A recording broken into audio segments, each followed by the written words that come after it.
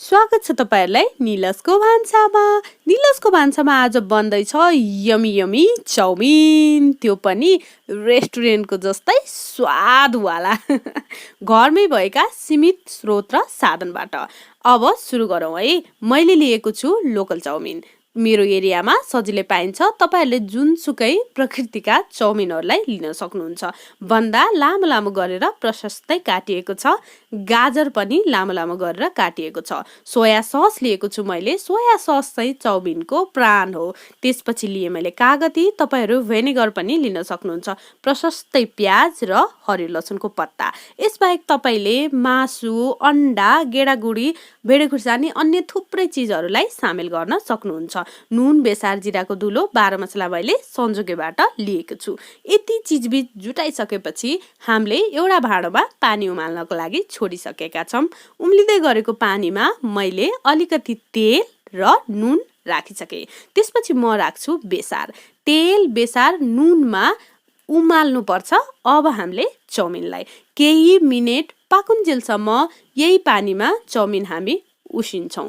यो गर्यो भने तासिदैन भाँडोमा चाउमिन, नुन पनि मजाले लाग्छ र तेल हाल्यो भने यो भाँडोमा नटासियोस् भनेर तेल, बेसार र नुन हामीले यसरी उमाल्दा राख्नुपर्ने हुन्छ। अब यो पानीलाई हामी हटाइदिन्छौं र मजासँग चिसो पानीले यो चाउमिनलाई धुन्छौं र केही बेर पानी तैरनको लागि छोड्दिन्छौं। अब चाउमिनको पानी पनि तैरिसकेको छ। मैले यसमा अलिकति नुन, जिराको धुलो र तेल राखेर यो चाउमिनलाई मोलिरहेकी छु। हामीसँग हाई फ्लेमको आगो पनि हुँदैन र ननस्टिकी प्यान पनि सबैसँग नहुन सक्छ। त्यसैले कराईमा अथवा सामान्य भाँडोमा चाउमिन बनाउँदै हुनुहुन्छ भने यसरी मोल्नुहोला, तपाईलाई साह्रै मद्दत मिल्छ। अब मैले कराईमा तेल लिए। तेलको मात्रा अलिकति बेसी नै छ। 12 मसला फुराइसके मैले। त्यसपछि म यसमा फुराउँछु गाजर। यो प्रक्रियामा हामीले सकेसम्म हाम्रो आगोको फ्लेमलाई चाहिँ हाई नै राख्नुपर्छ। जत्रो ठुलो बल्छ हाम्रो आगो सबैभन्दा धेरै ठुलो बनाउनु पर्छ।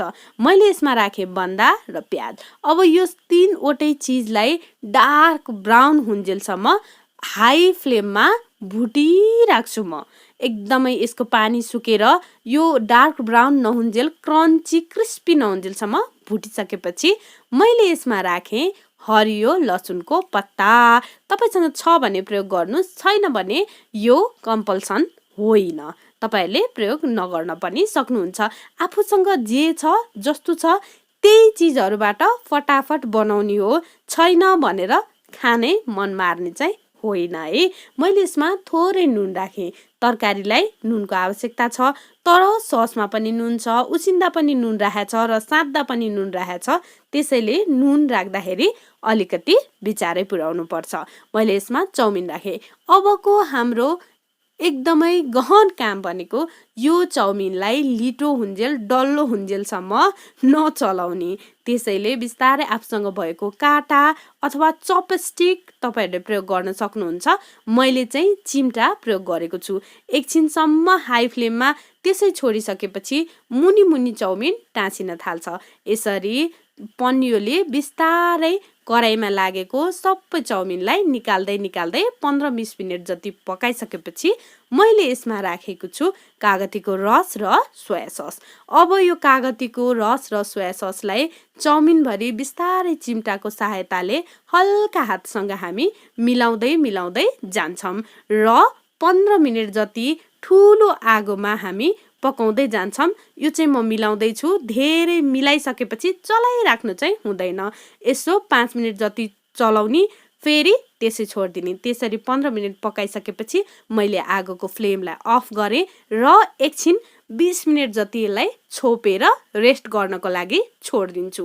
त्यसपछि हाम्रो चाउमिन यति धेरै मिठो हुन्छ, त्यसको कुनै बयानै छैन। हेर्नुस् त, हेर्दैखेरि खाउ खाउ लाग्ने कस्तो मिठो बनेको छ।